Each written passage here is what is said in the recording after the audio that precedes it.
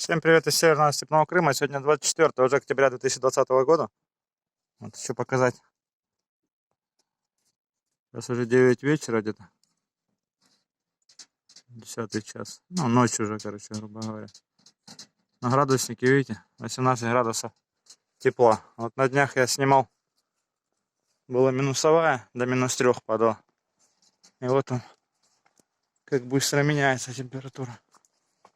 Теперь вот по ночам уже градусов 18, вот где-то до утра 15 будет. Вот.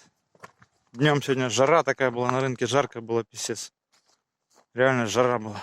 Сегодня ходили по рынку, народ ходил в футболочках, девчонки в шортиках, короче. Конец октября. Вот он, самый теплый октябрь за последние 100 лет наблюдений, короче, на севере Крыма. Хочу показать, как пчелы вот работают. Вот, покажу. Короче, гудят, делают мед пчелы. Слышно? Пчелки, короче. Аромат стоит, да, непередаваемый. Вот видите, что такое Крым. За что я люблю свой Крым. Сурепка на ночь позакрывалась. Сурепка осенняя. Но основной взяток сейчас это сурепка. Аромат стоит, пахнет. Вот у людей уже морозы там. Снега навалило. А сейчас охрана будет психовать. На свет, боюсь, полетит на фонарик. Вот видите. Что творят пчелки. Так вся пасека сейчас гудит. Конец октября. Короче, если бы не было приморозков, сейчас получается, ну тут не видно будет, трава поперла-то по округе. Короче, идет, а вот покажу сейчас, видите? Вот глухая крапива, в общем, массово начала она прорезаться. Зацветает еще, ну, та поотцветала и новая зацветает. Сурепка новая зацветает. В общем, пока ж морозы не побьют, это все будет цвести. Вот если бы здесь вообще не было морозов, то походу бы оно цвело бы круглый год бы вообще. То есть взяток был бы круглый год, представляете? Красота была бы. Круглый год тепло, и круглый год мед качаешь. Да, помечтать. Да не. Надоело бы качать, он бы, наверное, тогда в цене бы упал вообще. Ниже плинтуса. Не надо. Лучше пусть так будет, но зато цена хорошая.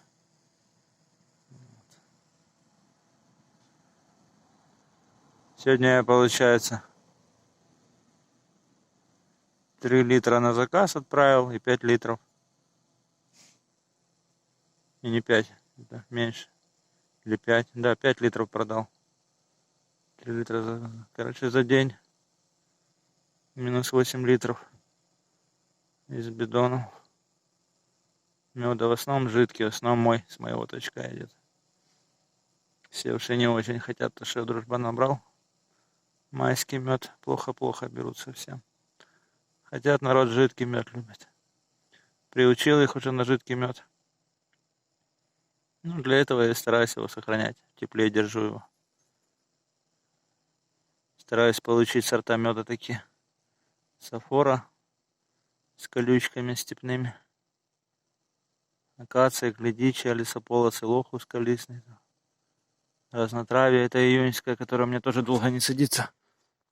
А вот сурепка, зараза, в камень превращается. Если бы не... А еще в камень, вон видите, сколько глухой крапива? Ну, я просто только домой приехал, реально. Только добрался, пока на рынке был. Сегодня пока там по делам, пока по гостям. Пока посылки там передал. Отправил людям, кстати, привет, Сакский район. Я так понял, они в Сакском районе, потому что в Саках забирали. Привет вам. Люди получили посылочку сегодня. Отправили мы. Ну, вот видите, что такое Крым. Ночью он все цветет. Блин, реально жарко. Я оделся что-то так по привычке на вечер. У нас опять жара. гудят. А, карника тоже. Но меньше вентилирует. Ну, карника ясно, что она слабее в зиму, чем мои. Чему я своим отдаю приоритет, потому что вот эта вот маточка будет племенная. Хотя мне там и дизлайки тыкают. Непонятно почему. Но реально эти пчелы, они носят больше меда, чем карника и бакфаст. Сильнее зимуют, лучше развиваются и так далее. Хотя это уже очень далекая помесь, короче, от карники пешец идет. От немецкой. Вот. Но они, блин, отличаются более сильными семьями зимуют. Вот. Как-то так. И они, вон, видите, гудят. Если будет. Ну, я завтра опять на рынке буду. Целый день стоять практически до 3-4 часов. Приеду уже вечером. Если с недели будет тепло, разберем, посмотрим, что они там как залились медом. Моя племенная семейка. Не знаю, говорю, что мне там дизлайки тыкают. Именно по племенной семье, что вам там конкретно не нравится, я не понимаю. Ну, просто, например, по карнике там лайки ставят. По бакам даже то, что я аннулировал, матку задавил. Лайки ставят. А, это... Ну, мне это фиолетово, в принципе, сколько там лайков, дизлайков. Просто интересно. Логика, как бы. Пытаюсь уловить какую-то логику. Понять. Что конкретно людям почему. Хорошая семейка, обалденно. Самое сильное у меня на пасеке сейчас. Вот эти вот семьи, которые здесь, они идут тут. От них я сейчас вот маток в основном поменял. В этом году от них эти семьи, они самые рекордсменки по меду. Ее получается там, короче, ну, не это, естественно, матка уже, это уже молодые матки. Они меняют по-тихому каждый год. Иногда 2 раза, 3 раза меняют. Вот это осенью, например, поменяла. В сентябре облеталась и неплохо облеталась. Еще нормально пойдет семейка в зиму. Медом залилась, я там показывал. Сама по себе, короче, без всяких этих. Это тоже заливается медом. Залилась уже прилично. Сейчас дозальются. Ну, не знаю, что вам там не нравится. Жарю. Мне нравится то, что как бы я там свою селекцию веду, так, ну, это глупо. Ну, понимаю, матководов, конечно, им это невыгодно, им надо, вам, вернее, вам, матководы, надо, понимаешь, побольше продать маток, поблизко заработать, ну, по факту. Понимаю, что вам невыгодна такая информация, возможно, из-за этого ставят мне дизлайки, когда я снимаю именно про свои племенные семьи, ну. Извиняйте, как есть, так есть. Я людям показываю правду, как она есть. Что, если заниматься своей селекцией на пасеке, можно брать на базе там, купить хороших маток, или одну хорошую матку, и на ее базе можно потом отбирать и иметь много лет подряд. Если заниматься именно отбором, ну, примитивной селекцией такой, можно иметь у себя на пасеке хорошие. Это вы просто, когда вы покупаете у кого-то материал, вы доверяетесь полностью матководу, как бы, и не факт, что он вам продаст хороших маток. Если у вас есть хороший знакомый матковод, как бы там, ну, друг у вас там и так далее, то есть, ну, если у вас доступ к хорошим маткам, да, я не спорю. Человек, если для вас конкретно старается, а если вы покупаете чисто маток, вот этих валовых, которых там клепают, короче, как этот, на конвейере, как бройлерных цыплят, ну, это такое. Там среди них тоже люди из Германии заказывают маток, и 10 маток, короче, там 1-2 выбирают, иногда вообще все шлак. Ну, я это знаю, это 100% так и есть. Кто именно серьезно занимается селекцией, они там покупают по десятку разных линий, и большинство из них отбраковывают, оставляют только то, что им интересно. Вот, и так годами тоже. И в основном все нормальные матководы и пчеловоды, они в основном все равно ведут селекцию на своей пасеке, отбирают лучших из лучших, лучших из лучших. То есть это может делать любой при желании. Если у вас есть время, желание этим заниматься, любой пчеловод-любитель может у себя на пасеке этим. Но изначально вот там из того мусора, что вы там наловили, короче, там по лесам где-то, ну тяжело там нормальный материал найти просто, понимаете? То есть, там в основном такой рейливый будет мусор. А вот если взять именно хороших маток удачно купить, там даже эфок купить, там 10 эфок купить, F1 маток там, и потестировать их, а потом от них брать самых лучших, короче, и выводить маток от них постоянно, и постоянно проводить жесткий отбор по тем параметрам, которые вам нужны. Вы в итоге получите у себя, короче, свою, можно сказать, ну, не породу пчел, как бы это будет такой тип, ваш будет местный такой, генотип такой пчел с определенными там с генами сформированными. Там, ну, под ваши. Это вот меня, в чем мне интересно у этих пчел, миролюбие, это первое, самое главное. Миролюбие, медоносность, отличная зимовка, там, хороший ранний старт, бурный. Отлично берут 4 месяца товарного взятка. Ну, то есть, вот, это чисто уже моя. Она изначально не была такая.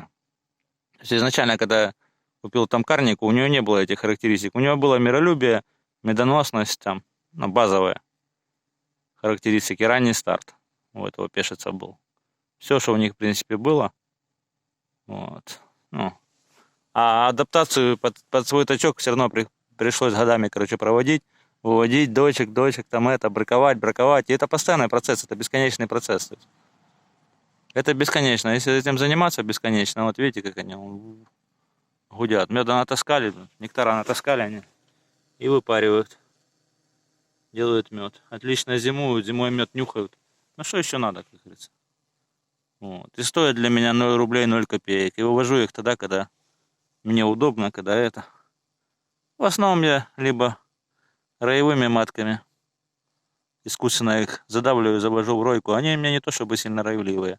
Просто если я их искусственно зажимаю, и им деваться некуда, они заходят в ройку. Я их сам искусственно завожу в ройку, потом вывожу легко из роевого состояния, беру маточники, которые мне нужны. Либо дожидаюсь тихой смены, они подливаются, я как бы не отбираю у них вовремя мед, не откачиваю чуть-чуть, ну специально подзадерживаю. Вот. И они подливают матку, короче, начинают менять тихой сменой, потому что расплод уменьшается. Они начинают это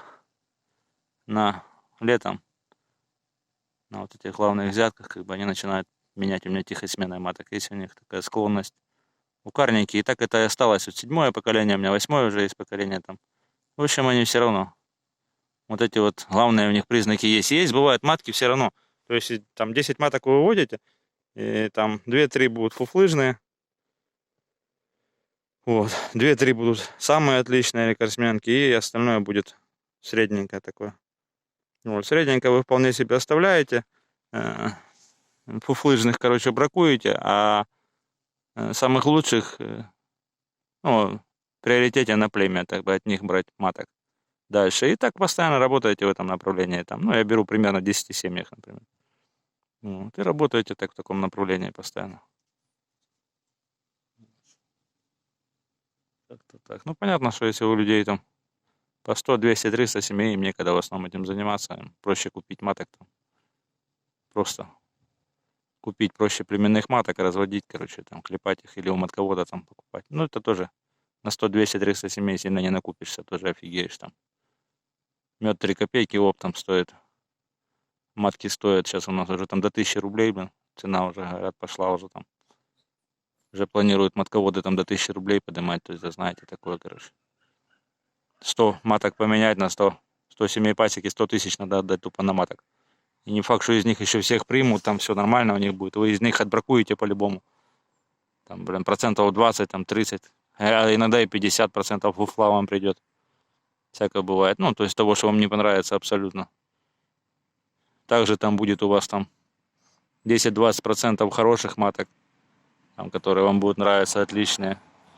10-20% будет мусора откровенного, который сразу под ноготь и все, короче, не парится. Ну и также будет примерно. Ну, это так, плюс-минус все, ну, короче, так примерно и будет. Остальные будут такие средние.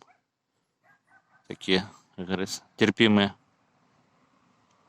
Как-то так. То есть каждому тут уже решать, кому как выгоднее, кому как это. Но изначально все равно надо брать хороший материал. Хороший надо материал брать и от него уже плясать, а не... Ну, либо если вам попался случайно хороший материал, и от него реально идут, и они должны гены же это.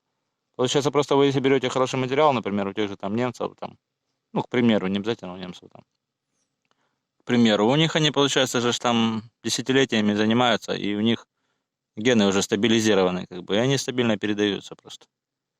А если вы там наловили раев, они там где-то сами там в природе это помеси, они, получается, нестабильные очень, они распыляются, короче. Ну, вы не будете получать стабильное потомство, то, что вам надо.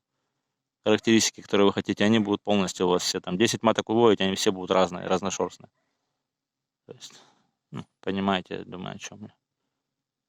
То есть изначально все равно надо взять сначала породу, там, к примеру, надо сначала купить овчарку все равно породистую, кобелька породистого, а потом их уже можно случать, как бы, и от них там дальше потом выбирать на племя там и вести, короче. Но изначально вы из дворнях, короче, если вы дворнягу поймали, на улице бегает, и вторую дворнягу поймали, вы скрестили, и овчарку вы из нее не получите. То есть, ну, будут от нее дворняги рождаться. Вот так вот, чтобы вы понимали.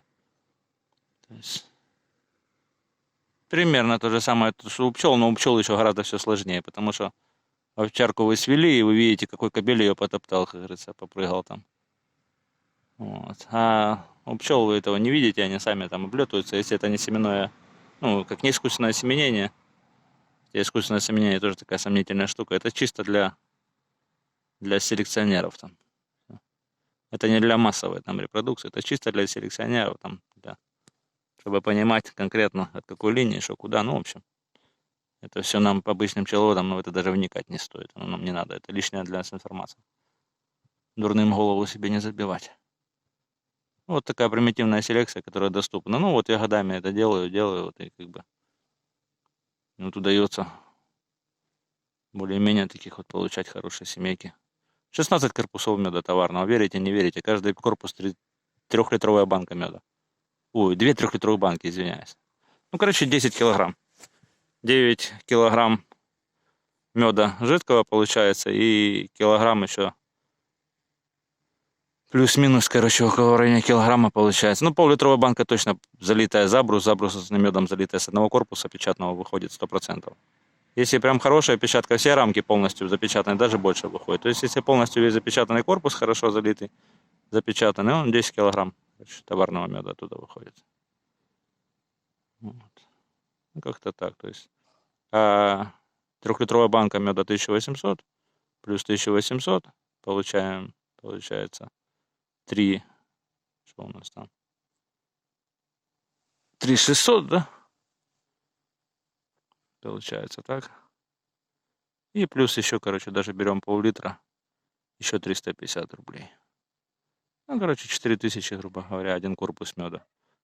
А такая семья, благодаря этой селекции, противороевый прием там и так далее, хороший год, принесла 16 корпусов товарного меда одна. За 8 волн откачки, по 2 корпуса, короче. 8 волн я прошел. За 4 месяца, короче, принесли.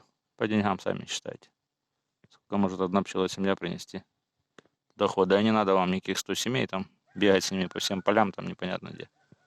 То есть, ну, как-то так, чтобы вы понимали, как это можно делать. То есть можно массой гнать, а можно что-то чуть по-другому хитрить, если вас жизнь заставит. Клочки медоносов, как бы, и поставить себе цель можно много чего. Выжать с пасеки, то что, ну, то есть сколько вы получите дохода с пасеки конкретно зависит большей частью от вас, ну и плюс еще везение там и так далее. Ну, в первую очередь больше зависит от вашего, как вы будете работать, технологии и так далее. Улей, технология, пчела, там, селекция, все это дело. Все, спасибо за просмотр, короче. Все, всем пока. Всем хорошей, кому-то уже хорошей зимовки, кому-то хорошей подготовки к зимовку. Вот. Крымчан всех поздравляю опять с потеплением. Вторая весна продолжается у нас. Но не за горами уже зимовка, так что не расслабляемся, готовимся к зиме. Всем пока.